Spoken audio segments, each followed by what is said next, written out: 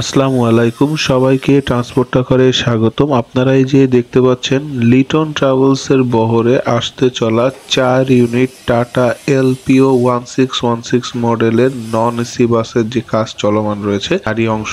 এই বাসগুলোর কাজ চলমান রয়েছে যশোরের বি মোটরস বা বাংলাদেশ মোটরস গ্যারেজে। এবং এই 4 ইউনিট বাসের মধ্যে 2 ইউনিট বাসের কাজ প্রায় শেষের পর্যায়ে এবং আরও 2 ইউনিট বাসেরও বডির কাজ প্রায় শেষ হয়ে এসেছে। এই যে দেখতে পাচ্ছেন যে এই 2 ইউনিট বাস প্রায় কমপ্লিট। এই 2 ইউনিট বাসের পেন্ট হয়ে গেছে, ভিতরে ইন্টেরিয়রের কাজও প্রায় শেষ। এখন সিট বসানোর কাজ চলমান রয়েছে, যেটা আমি আপনাদেরকে দেখাবো। তো বাসগুলোর ফ্রন্ট এবং পেন্ট আগের পেন্টের গুলোই রাখা হয়েছে এবং ফ্রন্টগুলো একই রকমেরই রাখা হয়েছে। তো চলেন বাসের ভিতরটা আপনাদেরকে দেখাই যে সিট বসানো হচ্ছে। লিটন ট্রাভেলসের বাসের সিট বরাবরই বেশ আরামদায়ক সিট। আমি একবার মানে ভ্রমণও করেছি, হয়তো আপনাদের সাথে কোনো ব্লগ এখন পর্যন্ত শেয়ার করিনি।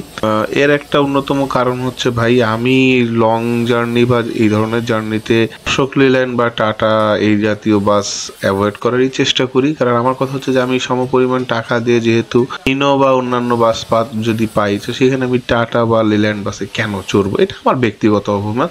কারো কারো কাছে লিল্যান্ড বা টাটা ভালো লাগতেই পারে এবং অনেকে তো এই কারণে লিটনকে যশোরের গর্বও বলেন, যেটা আসলেই খুবই মানে হাস্যকর একটা ব্যাপার, সিম্পলি হাস্যকর একটা ব্যাপার। গর্ব বলার মতন এখনো লিটন ট্রাভেলস কিছু করে পড়েনি যশোরে যে তাদেরকে গর্ব বলা যায়। হ্যাঁ, যশোরের একজন মালিকের অপারেটর ঠিক আছে, এই পর্যন্ত ঠিক আছে, বাট গর্ব এটা একটু বেশি বাড়াবাড়ি হয়ে যায়। এবং মাঝে তো শুনেছিলাম যে লিটন ট্রাভেলস মানে সোহাগও অনেক ক্ষতিগ্রস্ত হচ্ছে তাদের ব্যবসা নিয়ে। এটা একটা হাস্যকর একটা কথা আমি যতটুকু মনে করি। এবং আপনারা হয়তো বা জানেন যে ইতিমধ্যে লিটন ট্রাভেলসের বেনাপোল রুট অফও হয়ে গিয়েছে যাত্রী না পাওয়ার কারণে। তো যাই হোক, এইসব বাড়তি কথায় আর যাচ্ছি না। তবে যেটা বলতে চাচ্ছিলাম যে যশোরের গর্ব বলার মতন এখনো সেই পর্যায়ে তারা যায়নি। গর্ব করার মতন যাইতে গেলে সার্ভিসের পাশাপাশি বাসেরও সেই দিকে নজর দিতে হবে, ভালো ভালো লাক্সারিয়াস বাস আনতে হবে। এই লিল্যান্ড বা টাটা দিয়ে গর্ব হওয়া সম্ভব না অন্তত। তো এই আর কি বাসের কাজ তো আপনাদেরকে এইটা দেখালামই। এই যে দেখতে পাচ্ছেন ড্যাশও বেশ মোটামুটি সুন্দরই করেছে, কিন্তু আমার এই একটাই আক্ষেপ যে অশোক লেল্যান্ড পর্যন্ত ঠিক ছিল, তাই বলে আবার টাটা, আবার অনেকে বলবেন যে অশোক লেল্যান্ডের থেকে এই টাটা তো অনেক ভালো। ভাই যতই হোক অশোক লেল্যান্ড এবং টাটা তো এখন মানে হীন পাওয়া যাচ্ছে না। ঠিক আছে, অনেক কোম্পানি তো হীন বাদ দিয়ে মার্সিডিজ ট্রাই করছে, তাই না? তো তারাও চেষ্টা করতে পারতো।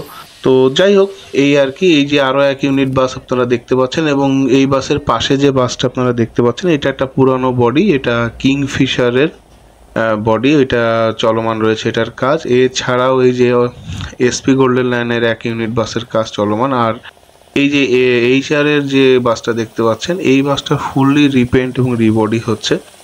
এটার ভিতরেও মানে সিট গুলো চেঞ্জ করা হয়েছে যতটুকু দেখলাম, ফুললি রিবডি করা হবে।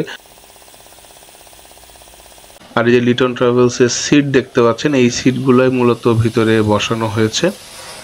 আর এই যে এইচআর এর বাসের যে কাজটা দেখতে পাচ্ছেন, পেইন্টের কাজ আসলে ভাই বি মোটর সত্যি এখন খুবই অসাধারণ কাজ করে, এটা বলার অপেক্ষা রাখে না। আমাদের যশোরের গ্যারেজ মানে অনেকে তো বলেন যে লোকাল গ্যারেজ হলেও ভাই এখন তারা সত্যিই মানে ঢাকার গ্যারেজের লেভেলেরই কাজ করা শুরু করেছে, এটা বলার অপেক্ষা রাখেন। এবং লিটন ট্রাভেলসের বহরে যে আপনারা RM2 গুলো দেখেন সেগুলো কিন্তু এই বি মোটরসেরই নন এসির পাশাপাশি। আর এই যে দেখতে পাচ্ছেন লিটন ট্রাভেলসের 2টা কোস্টার চলমান ছিল যেগুলো ঢাকায়, সেগুলো এখানে নিয়ে আসা হয়েছে। তারা ঢাকাতে আর কোস্টার সার্ভিস দিবে না। এই বাসগুলো আর কি মালিক ফিরিয়ে এনেছে। এই পেইন্ট কিছুটা চেঞ্জ করা হবে যতটুকু শুনলাম। এরপরে কোন রুটে চলবে বা কি করা হবে সঠিক বলা যাচ্ছে না, তো সেই আপডেট হয়তো আপনাদেরকে পরবর্তীতে দিব। আর যে 2টি বাস এই যে কমপ্লিট দেখছিলেন সেই 2টা বাসের এই ব্যাক এই যে দেখতে পাচ্ছেন। তো বডির কাজ নিয়ে তো আসলে কিছু বলার নেই, বি মোটরস আসলে আগের থেকে অনেক ভালো কাজ করে এবং দিনে দিনে তারা তাদের কাজের যে মান সত্যি বাড়িয়েছে, এটা বলার অপেক্ষায় রাখে না। খুবই সুন্দর বডি তারা তৈরি করছে।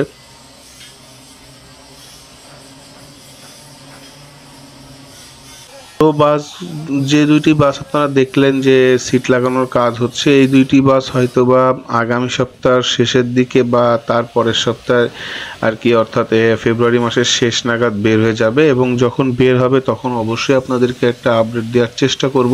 তো আশা করব ততক্ষণ পর্যন্ত আপনারা আমার ট্রান্সপোর্ট টকার চ্যানেলের সাথেই থাকবেন। যারা এখনও চ্যানেলটা সাবস্ক্রাইব করেনি তারা প্লিজ সাবস্ক্রাইব করে রাখেন। এছাড়া যারা ভিডিওটা আমার ফেসবুক পেজ থেকে দেখছেন তারা পেজটা ফলো দিয়ে রাখবেন, কারণ ছোটোখাটো আপডেট সেখানে আসতেই থাকে। আর আপনারা ট্রান্সপোর্ট টকার ইনস্টাগ্রামেও ফলো করতে পারেন, সব কিছুর লিঙ্ক ডেসক্রিপশন বক্সে দেওয়া থাকবে। আর যানবাহন সংক্রান্ত যে কোনো তথ্যাদি আদান প্রদানের জন্য আমাদের গ্রুপ ওয়ার্ল্ড অফ ট্রান্সপোর্টে যোগ দিতে পারেন। তো আজকের মতন আল্লাহ হাফেজ।